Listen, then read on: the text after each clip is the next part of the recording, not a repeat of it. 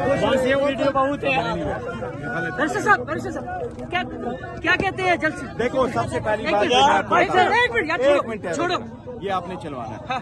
एक मिनट ठहरो। एक मिनट ठहरो यार, देखो एक अभी मिनट ठहरो। 5 मिनट कम 7 बजे मैं जलसगाह से अभी निकल के जा रहा हूँ। हमारा टाइम था 6 बजे का। क्या क़यामत टूट पड़ता है अगर आप 7 बजे तक जलसा रखो और आप जोर जबरदस्ती उस जलसे को रोको। सारे रास्ते बंद हैं। मैं लाहौर पहुंचा हूँ, 4 घंटे में इन रोडों पे ख्वार हुआ हूँ, तब जाके यहाँ पहुंचा हूँ। 5 मिनट हमने तकरीरें की है और नीचे से सारा एडमिनिस्ट्रेशन आ रहा है कि आप जलसा बरिस्टर साहब ये बताइएगा कि लाइटें भी बंद कर दी। देखिए मैं आज जो इन्होंने हरकतें की हैं उसके बारे में सर आप क्या कहेंगे?